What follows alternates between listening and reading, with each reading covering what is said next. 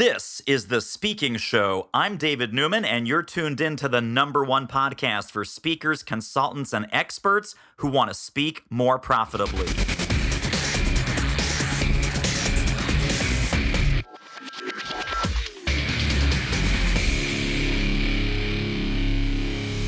Well, if you're complacent, if you're happy where you're at, if you're making all the money that you ever thought you would make, you should probably turn this podcast off right now, because my guest is the awesome and amazing Dan Kuschell. Dan, welcome to the show. David, it's awesome to be with you. Thank you.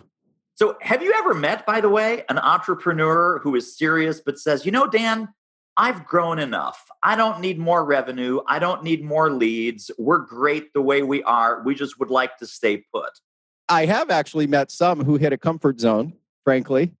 And then I've seen and met entrepreneurs probably like you have, Dave, where they outgrow their old self to then build into a bigger future, kind of like what you're talking, this hyper growth. I'll call it a hyper growth mindset of being fascinated to be better today than we were yesterday in a lot of different areas. Yes. I love it. Well, let's start. I want to hear the Dan story. Give us a quick backstory of your professional adventures and what brought you to doing the work you're doing today, and then some interesting, fun milestones that were along the way. Yeah. So quick version is I grew up in the inner city, Dave.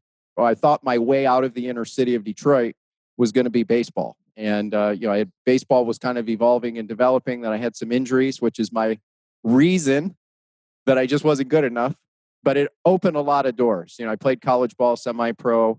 While I was in college, my sister, Dave, got me a job with this direct response marketing company where they ran TV ads, radio ads, direct mail. It was pre-internet.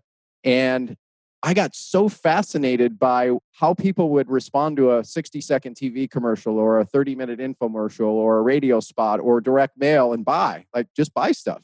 And I was like, wow, this is amazing. And so when I got done in my senior year of college, I was like, well, I think I can do this better than them. And I started my first business all the way back in 1992. And our niche at the time was focusing on health club owners. And today I actually understand that this was an irresistible offer. I was just a young, naive kid trying to get business. But like if you were the health club owner, Dave, we'd come to you and we'd go, hey, Dave, if we could show you a way that we could bring you a couple hundred clients in the next 60 days or less, and it won't cost you anything out of pocket. Our company will run your TV ads, radio ads, and direct mail. We'll fund it up front. And then when we generate business, we'll split the profits on the back. How's that sound? Would you want to know more? I would want to know more. Yeah, that was our lead in and got started. And so, I understood we had a good offer, a great offer, in fact, an irresistible one. We were good at acquiring clients and helping our clients acquire clients. But what happened was I learned very quickly I didn't know how to run a business, right? I was a technician, but not a business owner or an entrepreneur. And so within, less than a year, I take full responsibility. My best friend, business partner, he decided he liked the bank account a little bit more than me and emptied it. And I had to start all over, verge of bankruptcy, hard learning lessons, etc. And it was at that time that I realized that I needed to learn how to run businesses, right? And be the business owner, the entrepreneur, not just a technician to get clients. And so this took me on a journey now, fast forward today, it's been almost 30 years and 11 companies, which means, true, I'd love to say everything was amazing, but I crashed 3 companies. That first one I mentioned, we ultimately had to shut it down and crash that one. But 3 companies I crashed, and I've just been blessed to have, 8 companies, Dave, that were either 7 or 8 figures. Then I learned about selling companies. I've sold now 2 companies, a coaching business and a publishing business. And I've bought companies and do angel investing now. And for the last decade, after a lot of these experiences, I've been working with a lot of private clients simply to help them get more new clients daily without relying on referrals, without relying on, them as the founder to be the main rainmaker, main revenue driver, where it's a system of selling, a system of business client generation that runs for them. And we've, seen some amazing results with clients like Dean Graziosi and Joe Polish and Genius Network, Mike Aguilera, CEO Warrior, and the list goes on. And I feel blessed that we get a chance to help these impact makers have a bigger impact. And so it's a lot of fun. That is completely amazing. I think we all go from like, oh my God, lost, clueless, hitting all the brick walls, all the dead ends, verge of bankruptcy, like you were saying, and then realizing I better figure some things out. I Yes. better get my act together. Now, I love one of the headlines, one of the banners on your website says, learning marketing is hard, but not learning marketing is even harder. And this Yes. reminds me of the John Wayne quote that he famously said, life is hard and life is even harder if you're stupid. And I resonate with both of those things because the reason that I'm in marketing now is because it was such a struggle early on. I literally had no idea what I was doing. Like you, I trusted some of the wrong people. I got into some bad relationships and I got burned and I really had to start from scratch. And that was about 15 years ago. Talk a little bit about what does it take to get our heads straight? Because a lot of this is mindset. And you talked about the growth mindset versus the complacency or the stuck mindset, the comfort zone mindset. When you work with someone, whether they're kind of in that little bit of a struggle, I mean, they're already successful, but they're kind of struggling to hit the next level, that breakthrough level that's going to be their next quantum leap, or someone who's already, great at a lot of things, but just not great at the marketing. How do you approach the mindset piece with an owner like that?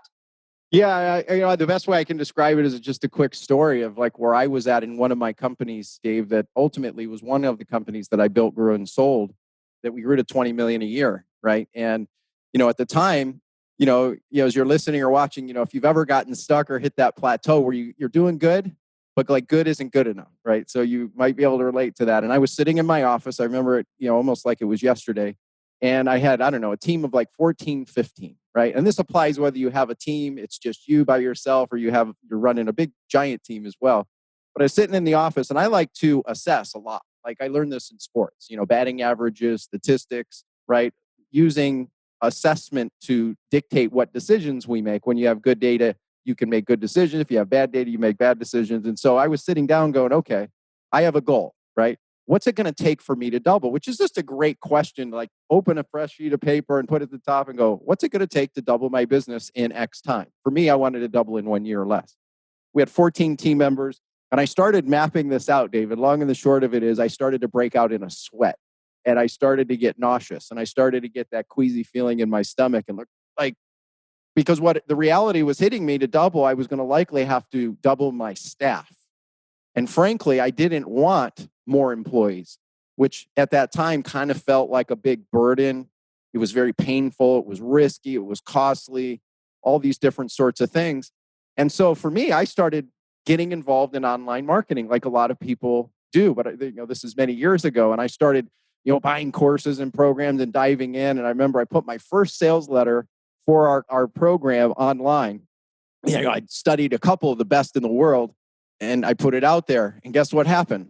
Nothing. Like I got crickets, not a sale, not clicks, nothing. It was just very disturbing. It was very disappointing. It was very like, an ego punch in the face, quite frankly. So I went back and regrouped, right? And another few weeks later, I put out a second one. And guess what happened? Nothing. And then a third one, nothing. Fourth one, nothing. Fifth one, nothing. And frankly, now you imagine this is over the course of like 4 months or so, maybe 5. I started to reevaluate my whole life, David. Like, am I good enough? Like, I'm seeing all these success stories I was hearing about, reading about, the people I was following. I was getting their programs to learn more and like get this nuance, get that nuance. It's like, it might be me. Now, I was still running my business and it was, 1 month it would be profitable. Another month we'd lose a little, right? It was hovering, as a 7-figure business, but I just wanted it to be bigger and have a bigger impact. And I was hungry to do that and figure it out. Well, one of the things I wanted to do was build a recurring revenue stream for my business, right? And so at the time, it was kind of new at that time, not so much today, but it was a print newsletter. And I wanted to add that. We had a strong buyer's base of a few hundred clients a month and thousands of subscribers a month that were coming onto our list. And so I wanted to add this recurring revenue model, only I didn't want to do the work. I didn't want to have to write the newsletter. I didn't want to have to format it all, put it all together. So a friend of mine, his name is Joshua Shafran, we had been talking and he had a newsletter at the time called the 2 Comma Club. As you're listening or watching, you may have heard of it, but you probably didn't know the backstory. Joshua was the creator and founder of the 2 Comma Club. And he flew into town. I said, hey, I've got customers. I've got both phone people and I also we're doing some online stuff and we'll help distribute this newsletter. Why don't we partner up? And I learned the power of the right kind of partnering. And so we put this newsletter together, and Joshua and I are not the type that when we think of something, we come up with an idea. Okay, well, let's get this in place. And then it takes months to do. He flew into Phoenix, Dave. We sat down and came up with the idea, worked through the numbers, worked through an agreement, and launched in the hotel, building the model together. Because he had certain assets, I had certain assets. When we came together, it was kind of magical. And literally that day, we were generating clients. So he was stoked. He was like, oh my God, I've never met somebody who can implement so quick with them and their team. And long and the short is he asked me a question that is probably one of the greatest questions. All of us, if we ask this question every day more often, we will grow our business and grow our impact, grow our influence. And it's, what's the number one thing you need the most help with right now? And then become a conduit to help people solve that problem or get connected to solving that problem. He asked me that. And I said, well, Josh, I've been working on this online model for a while.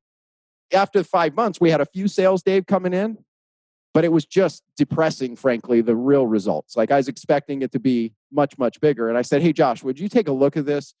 Give me some insight. What do you think? He said, I'd love to, right? Especially because we added value. I got clients coming in and he could see bigger opportunity. So he took our packaging, flew home and called me a couple of days later and goes, hey, I got bad news and good news. What do you want first? I said, well, give me, I forget now exactly. Otherwise, it's revisionist history. But I believe I said, probably give me the bad news. He goes, well, I can't write it from the stage that it is, but would it be okay if I help you build it from scratch together? And I was like, yes. And so he showed me what a scientist does in business, in marketing, from this perspective. And again, our collaboration was amazing. So he interviewed me to pull out like certain intellectual property, Dave, that I wouldn't have expressed the way I would express it without his help. He helped me and I know you do this for clients too. That's one of your superpowers, helping them pull out that like hidden gem, that hidden potential, right? So he did that for me. It was magical. He did that with my team. He interviewed my team. He got our team to interview our clients and find out like why they bought, like science. Like we spent about 30 days in the foundation, right? And it actually felt kind of slow in the beginning. About 60 days after that, it was about 90 days total, we launched this online model. And I was on one end excited. On another end, I was kind of nervous. Like, is this just going to happen again? We put all this time and work in it. We turned it on. And the first day, Dave, we got as many sales online, all virtual, as we did with my entire team that was up at that point to about 20, 25 people. And I was like, oh my God, on one end, like that voice of optimism. But on the other end, I was like, okay, well, it could be build up, right? You've got a list. Let's see what happens tomorrow, right? We had more sales than our entire team the next day, and then the next day, and the next day. And we slowly Dan, what was it that you were selling at this point? It was an education program. It was like a course of some kind. Yes, education course to show businesses how to be able to grow their businesses, right? And so, quickly, within a few months of us turning up the traffic model on this, we were outperforming our entire manual sales team like 2, 3, 4 to 1. We ultimately grew it up. We were generating over 300 coaching education clients a week with that particular program. It was magical. There's all kinds of lessons in this. Number one, it was not easy for me to let go. And so, Dave, to your question about mindset, I think my observation and talking and interviewing thousands of founders, CEOs, probably like you have, the number one challenge creative founders and CEOs typically have is letting go. And a great quote, I believe a friend of mine, Bedros Killian, said this. He says, my ego is not my amigo, right? And if you can let go, you can let it grow. And I learned also that you don't have to have all the answers yourself. And we hear this all the time, but sometimes it's better to bring in a third party who can help bring out the best in you, to help bring out the best in you. If you're working with Dave and his company, if you're working with his community, you've got access to work with one of the best in the world at what they do to help you be able to do that for your business to grow your impact. So Joshua did that for me. A couple years later, we were able to grow this thing up. Now, going back to me sweating, we more than doubled. We grew like 10 times our business over just a couple years. We grew it up to about $20 million a year. And now the employee thing, we actually ended up having 175 employees at the end when I sold it versus that 14 to 20 that was in the very beginning stages. So be careful what you ask for too, along the way. But that was a great example of the mindset, right? At a lot of levels, letting it go, bringing in another person to bring out the best in you, right? Mentoring with somebody, right? Who's got a certain result you want, right? And again, if you're working with Dave, you know the power of that. So that's the best way I can describe. If I had to pick the number one of the thing, the other one I'll share is because people have asked me, Dave, similar to this question is like, what do you think is like your greatest talent? And it's been, not being afraid to make mistakes. And I think I've had an advantage because of sports, and especially the sport I played, which was baseball, because you fail a whole lot more than you succeed.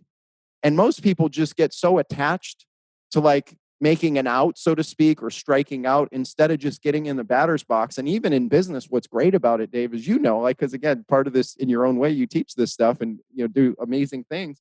Your batting average doesn't even matter as long as you stay in the game, right?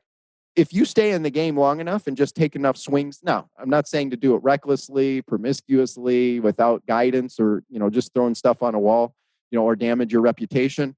But if you just stay in the game, like for me, I just feel like I figured out a lot of the things that don't work to identify the things that do. And by that process of elimination and not being afraid to make mistakes, more times than not, it's led to all kinds of opportunities. And most importantly, relationship capital, right? As you're watching or listening right now, I encourage you to tune into this new way of thinking about ROI, right? And it's not what you think. It's ROI cubed, right? So ROI cubed takes you deeper. Surface level is your return on investment. Of course, you want to get a return on in your investment, right? If you're putting out money for advertising, you want to get at minimum $3 to 1.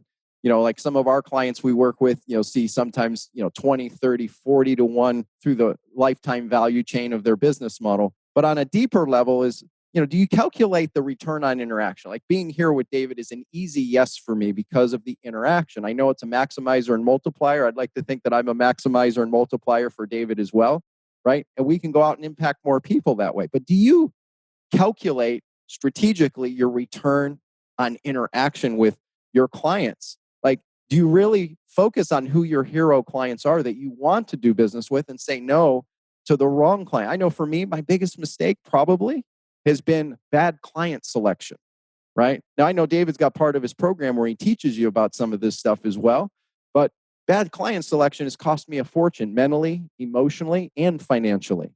Or bad partners or wrong employees. And you've heard this before, but ideally this gives you a new framework, a new way to be thinking about your ROI, return on investment, return on interaction. And then last but not least is return on implementation, right? See, what's it cost you if you don't take action with a great idea? Like you probably need a new idea, like you need a hole in your head. But rather than focusing on, like getting more ideas, right? I encourage you to focus on the dominoes. Like, why am I holding this domino? No, number one, it's a prop to get your attention. But number two is to really start thinking in distinctions of one domino tilts over 1,000 dominoes, right? And as you're working with David, or ideally if we get a chance to work together at some point, you'll focus on the dominoes or the needle movers that really make magic happen. And it's the return on implementation. Like the story of Joshua, that all came out of us implementing together in the moment, which for him was unique, right? I was able to acquire a new capability in our business and a new revenue stream. We grew that recurring model to over 5,000 paid subscribers at $47 a month. It was amazing. That strategic byproduct led to us being able to grow the business, grow this online sales model, digital marketing at our peak, investing over $150,000 a week in paid media with, pay-per-click stuff, with, trade journals, publications, and a whole lot more, right? Would that be worth to you? But on the other end, if you don't implement, what does it cost you? Like, as you hear an idea here, what's it going to cost you if you don't find that one domino or two dominoes or three dominoes, and then most importantly, go take action on it? Right? Or as you're working side by side with David and his team, what's it going to cost you if you don't take action? Right? So return on implementation can pay huge. So ideally, you look at the ROI cube as a new framework to install, not only for you, but also your team. I love that so much. We could go 17 different directions out of some of those gems that you dropped, but let me go in one specific direction because you and I have had the same challenge, the same insight. It's about what you said about client selection. Oh, yeah. Client selection, and specifically, did you call them hero clients? Yes. I love that. Hey, this interview is a real moneymaker. If you're serious about ramping up your reach and revenue as a speaker, trainer, or expert, book a confidential speaker strategy call with our team. The link is doitmarketing.com/call. It will be the most valuable 45 minutes you invest in your speaking-driven business. Speaking of value, let's get back to the show. So, what do we do, Dan, in everything, in our ad copy, in our sales copy, on our website, if we're doing videos? How do we call out that hero client? Is it by having criteria that, hey, this is only for this kind of person, it's not for that kind of person? Is it about the kind of vibration of the level of problem that we're solving high order problems, not low order problems? Walk us through some of your best stuff on that client attraction of the right kind of clients, not any kind of clients. So this is a very deep question, Dave, and there's a lot of ways we could go about this. I'm going to kind of share it from a perspective of getting clarity on ourselves, right? Because when we get clear on ourselves, then we can serve others at the highest level. I'll cover a couple different, but if you like hit a place where at times you feel like you're empty, maybe with who or what you're doing in your business, or it's kind of become mundane or something like that, or you've hit that plateau or it's a little stagnant, you might really appreciate this. I ran into that in one of my businesses. It ultimately led me to selling that particular business too. And, I'd gotten a coach and she gave me real clarity. It was also at a time when I was on burnout mode because by my own, device or strategy, I am someone who would easily work 100 plus hours a week. It's easier for me to work than anything else. I just love being able to give, and it's a way that I, show up in the world with people. But also, it means I'm giving my family leftovers if I take that approach, right? This whole adage that I bought is, in my 20s, which was, you can sleep when you're dead. I literally took pretty literally. So for about 10 years, I was only sleeping about 2 to 3 hours a day, and then ran into this burnout situation where I ended up in a hospital for 4 days. My company was, on the outside very successful, but me as a human being, I was falling apart. I was suffering from major burnout and overwhelm and some different things. And my coach that I brought in got me to really look in the mirror at me. And so I want to offer you this gift as you're watching or listening right now. And this will help with client selection. It will go a couple layers deep. So number one is get clarity on what do you want? Not what does your team want, your wife want, your spouse want, your kids want, your pets want. What do you want? What do you really want? And really get clear on what that is. And then on the opposite side of that is what do you not want anymore, right? Because what got you from here to there is not going to get you from there to the next level, up level, your next level of, making a major impact in the world, potentially, unless you're clear on it, right? So, it's not my answer. It's not David's. What do you want, right? So that's the first thing. Next is, who are you as a human being, right? Not as a human doing person, but a human being, not labels, not titles and all these sorts of things, but human doing, the characteristics of you as the person. Like, what are your best or most valued characteristics? Number three is, what do you stand for, right? What do you stand for? And, we hear companies have great values, right? You got to build your value system in your company, which is great. Have you ever thought to take that to your personal life? My belief is if it's done right personally, it actually is a mirror for your business. Likely your values will be very similar, potentially, right? So what do you really want? Who are you? What do you stand for as a starting point of a framework to start really get clarity on your client selection, your team selection, what you say yes to, what you say no to. So that's a first level. And that's pretty neat. Now, true story, Dave. When I did this with my coach, the very first question, I sat in her office for about 40 minutes staring at my sheet of paper. And this is after investing I've invested millions of dollars, probably like you, in coaching and training and all kinds of stuff. And a lot of seminars, a lot of personal work. And I still sat there staring at a sheet of paper. But thankfully, again, she guided me through the process. That's why having a guide on the side or a co-pilot to help you is so valuable. At least it has been for me and a lot of others too, right? So then similarly, it wasn't as hard for the next two questions, but it wasn't like easy where I just did it in like 3 seconds, right? It was a process of unfolding So as you're watching or listening, if you run into this roadblock or friction, it's normal. It's normal, by the way, right? But I encourage you, start with something. Get a sheet of paper out right now. What do you really want? What do you not want? Who are you? What do you stand for? Then from there, if you've got the what do you stand for, if you don't have your core values, look at your personal values as they relate to your company values. Now, when I've shared this with thousands of others over the years, a lot of times they realize there's a huge disconnect, that the values for their business many times are projection values and not real core values. And what a projection value is, what we think our customers might want us to be like instead of what the reality is of who we are, right? So now coming to like our company core values, we have 3. I recommend keeping it minimal. I know you'll hear different experts teach different things. And again, take what you like and leave the rest. But I like simple stuff. My team, my clients, and so on, they usually can remember 3 pretty easily. It's harder when you get to 5, 7, and more, which a lot of companies advocate for. So our 3 core values. Number 1 is having a hyper-growth mindset. Shocker. Since that was the very first thing intuitively David asked me about. Hyper-growth mindset and focus, right? Bigger, stronger, better, faster today than we were yesterday, right? Stretch the status quo. Number 2 is we operate in a collaborative teamwork environment. We go back to back, right? I don't have all the answers, right? I don't claim to have all the answers. We go back to back and it's a teamwork approach. It's collaborating. The only difference between me and anybody else is that I've just had 30 years of experience, right?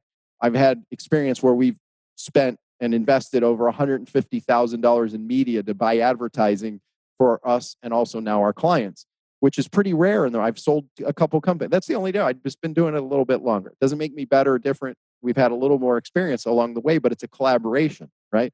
The third is coming from a place of contribution and impact, right? So in my early years, Dave, what I would do is I would like chase the money, right?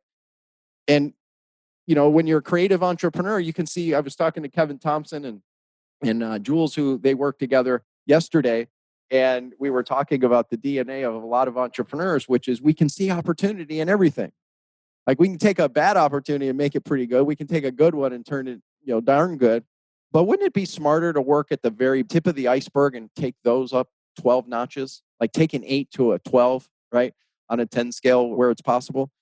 Where I found myself making this client selection is getting involved in opportunities or things that are like 1, 2s, and 3s just because I like opportunities. Or maybe you can relate to this, right? As you're watching or listening.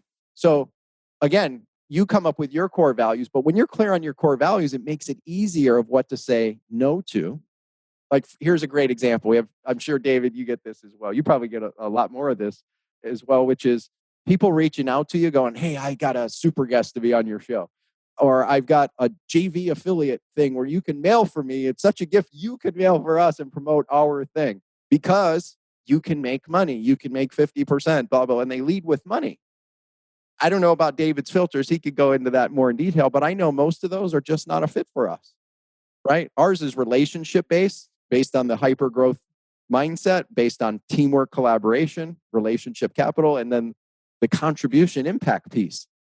And if people just lead with a financial opportunity, they've just eliminated themselves from working with us as a business, right?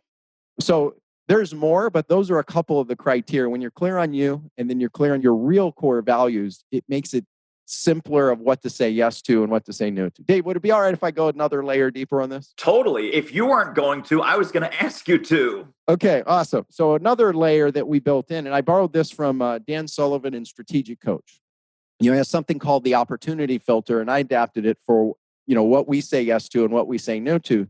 And it's 5 additional things. So we look at our core values, and then the 5 criteria are, will we both mutually appreciate it in the relationship? And the appreciation is twofold. One, it's a sense of gratitude. Like, have you worked with people, Dave? And as you're listening, or why, have you worked with people where you work with them for about a month or so, and then they start like treating you different and start taking it for granted, start treating you transactionally versus relationship, and most importantly, lose the sense of gratitude. Like they forget some of the things that you helped install, for example, and the magic tricks you brought to help them grow their business or stuff like that, right? It happens to all of us. So assessing appreciation, like both the value going up as well as the sense of gratitude, is really critical, at least for our decision-making process, right? Maybe it'll serve you as you're listening or watching. So appreciate, enhance. do we bring out the best in each other? Do we enhance each other? That example of Joshua and how he did that for us. A lot of these clients we work with, we're able to help bring out the best in them because the values being aligned. So enhance, utilize. Would we utilize each other whether there's a financial incentive or not? That's a critical one, right? Would we utilize each other whether there was a financial incentive or not? Now, you can add a cherry on top of the ice cream with some financial incentives, but if you would say no without a financial incentive, then just say no. Really critical. Utilize. Refer. Is it easy to refer somebody, right? Without a financial incentive? Would you just refer them just because? If you can say yes, then it makes sense. But if no, no, right? And then lastly, in the way we've kind of redesigned that opportunity filter framework for us, is then it's the financial reward from the opportunity, right? So for us, we look at, why am I here with David? We look at the 3 values, alignment. When we look at the 5 criteria, they all get pluses all the way across the board. So it's an easy yes to participate and want to help David. And ideally, we're providing similar value with his way of assessing things as well. So ideally, you get a lot of value. I would share with you, this has cost me by not having this decision-making criteria until about 10 years ago.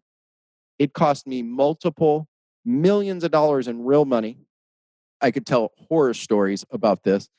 And in addition, more than that is like peace of mind, realizing that you're in bed with the wrong business people at times, the emotional turmoil that goes along with that, right? So again, if you don't have a decision-making criteria of who your hero clients are and what standards, then they have a decision-making criteria to lull you in to participate in whatever they're playing, right? So if I were to give you a piece of advice that would ideally save you a lot of mental and financial distress, it would be come up with your version of criteria as well. So, super quick commercial break. Isn't this interview amazing? If you'd like to get more ideas on how to start or grow your speaking business fast, pop over to our free training at doitmarketing.com/webinar. This is so profound. And I'll tell you what it reminds me of. Because you're a master copywriter, you're a master marketer and a master strategist, and you know this, and your clients that benefit from that know it too. People say, oh, Dan, you're so great at writing copy. You're so awesome at the sales letter. You're so awesome at the headline or the subject line. And you are, but that's not where any good copywriter starts. Exactly. Right? Any good copywriter starts with, well, what's the thing? What's the thing? What's special about the thing? What's different, cooler, faster, better, smarter? What's the unknown secret about the thing? What are some false assumptions about the thing? What's the thing that people are hoping for? What's the thing people have been burned by before? And all of that analysis and all of that thinking and all of that decision making goes into really excellent copywriting. So when people say, well, Dan, I love what you said on the podcast about client selection. What's the best headline? Well, what should my homepage say to remove the tire kickers and the bad people and only attract the hero clients? But if they're not willing to engage in all this fantastic thinking that you just laid out for them, the thinking, the strategizing, and the decision-making, they could hire the greatest copywriter in the world. Here's the homepage, here's who's it's for, who's it's not for, and none of it's going to work because it's not authentic and it's not connected to what that entrepreneur wants in their business and in their life. Yes. And a quick story of this. And this, David, how many times do we meet people that go, I've tried a lot of other stuff before. And then we're able to work with them using our model, right? Which is, not tactical. Like this is the problem with a lot of these, certification experts, right? Anybody that has a YouTube channel or access to a YouTube channel can go become, and a couple $100 can get certified as an expert. And it's more certifiable than certification, right? And then we'll work with them and we get into principle-based stuff. I know you do this as well, strategy-oriented pieces first, right? And then lay in the tactics on top of good strategy and principles. For most people, I'm finding, even some of the most, like one of our private clients, and we have a lot of NDAs, so I won't mention the direct name, but all of you would probably know who I'm talking about. We're working with them right now, and they had other experts a part of their model and so on. And we went in and kind of took this approach to understand their clients, right? we interviewed their clients. We reviewed, like, what are they saying in groups? What are the big problems that they're discussing and having issue with? And then, this particular client loves to do webinar, education-based webinar model, right? And he does education, like he's not using like a typical webinar closing model, because there are closers who will do far more in sales short term. But this client is really wanting to be around long term. But they love doing this once a month, like live too. And they're not even that excited about evergreen things, meaning it's on recurring over and over and over again every single day. Just love showing up for his community live. So almost every month for 2 years, we've been helping with this. And, we focus on the message, we focus on the market, we focus on, the unique offer, right? The differentiation, and then packaging and speaking to, we call it the BOTE, BOTE, which is, what is the breakthrough? What is the outcome? What is the transformation? And what is the experience that you're going to provide to a client with the problem you solve? And it starts with getting in their mind and in their heart and in their head, right? And being able to do that. What worries, what concerns, what insecurities, what fears, right? A lot of times, there's a lot of the experts, Dave, as you know, that focus, you sell to a problem. Well, yes, but deeper, if you really want to be even slightly better at it, if not exponentially better at it, go beyond problems, because have you noticed that most people can endure problems? Like the old adage, find a need and fill it. There's a lot of people who need to quit all kinds of stuff, quit smoking, quit eating, lose weight, etc. But they don't want to. People can endure pain. People can endure problems. People can endure like burden. But when they'll take action is when they're worried about the cost of the inaction or fearful of what will happen if they don't take action. And when you can layer in, yes, speak to the problem, but focus on like, how does this impact them if they don't move forward, right? So this particular client, we helped them build an authority model, Dave. We helped them run, a steady stream of leads daily to their education-based webinar, and then the follow-up. Actually, we get over 75% of the results from the follow-up, not the actual webinar itself, because it continues an education process, not closing somebody. And then that leads to a higher value opportunity. And this client has grown by, 3-4 times in the last 18 plus months, right? In a very small niche. Only 7,000 subscribers in a year has turned into over $10 million because of this way of thinking and operating and doing, right? And so it works when you can focus on strategy and principle first, like the psychology pieces that we've been talking about that Dave just mentioned, then get into the tactical pieces is when you can bridge those two. It's amazing what can happen, even if lots of people have tried other things before that hadn't worked. Yep. Right. Wow. Well, I think you're right that we do need to continue this conversation. We can probably have you back for 5 episodes on all of these topics that we talked about. But as we close, I want to ask you 2 final questions. Yep. The final question is, where can people get connected and stay connected to more Dan Kuschell brilliance? But before we get there, if people were to leave with one overarching concept about entrepreneurship and marketing strategy and marketing success, what do you hope that one overarching concept or takeaway idea might be for them? Focus on strategy over tactics. Strategy over tactics. It also will last, as algorithms change, as they do, and slaps happen or whatever they're called these days, as at the time you're watching or listening to this. Strategy will win long term. And also in times of distress, in times of crisis, if you're a strategy built business, you can pivot faster. The majority of our clients, thankfully, are actually on paths of having their best year for a reason, because we don't fall in love with tactics. We leverage tactics. It's a solid base built model, right?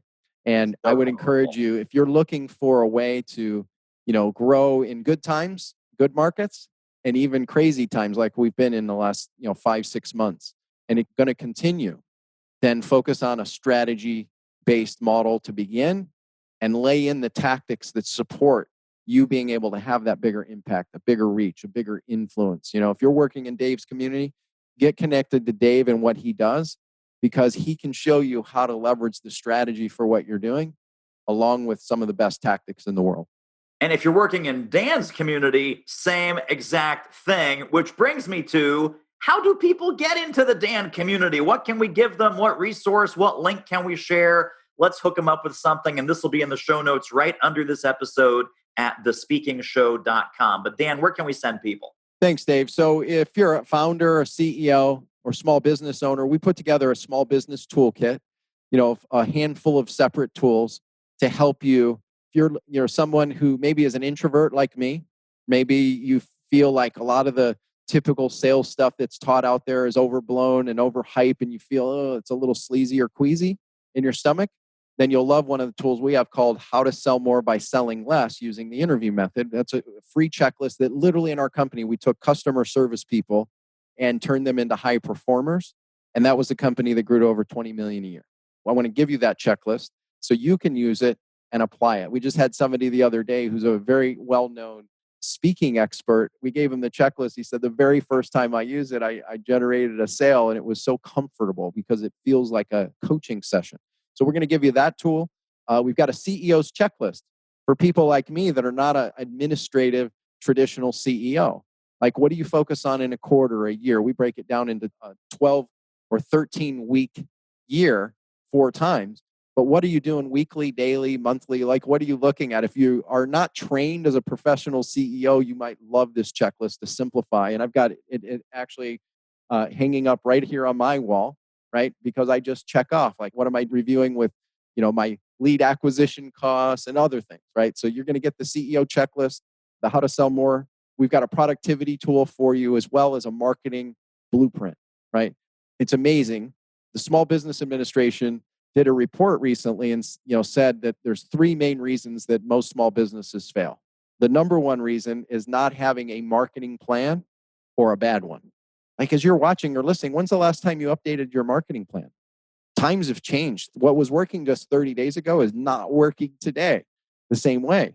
So you've got to be agile, pivot. So we're going to give you a marketing plan blueprint. We don't want to see you, David doesn't want to see you become a statistic on the wrong side of this. So if you want to get this free small business toolkit, go to activate.breakthrough3x.com. That's activate.breakthrough3x.com. And, also, as you go through the couple of these tools, reach out to us. Just say hello. I'd love to meet you, connect with you, see how we can help you and get you connected to solving some of your challenges as a founder, CEO too. So activate.breakthrough3x.com.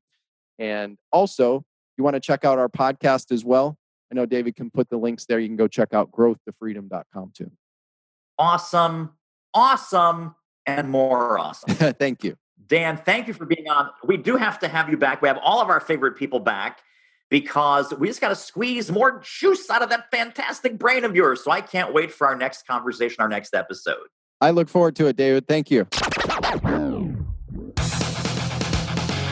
Well, that wraps up another episode of The Speaking Show. Hey, tell you what, if you like us, rate us and review us on iTunes. Subscribe. Tell a friend. Go grab the notes and downloads and extras at thespeakingshow.com. See you next time.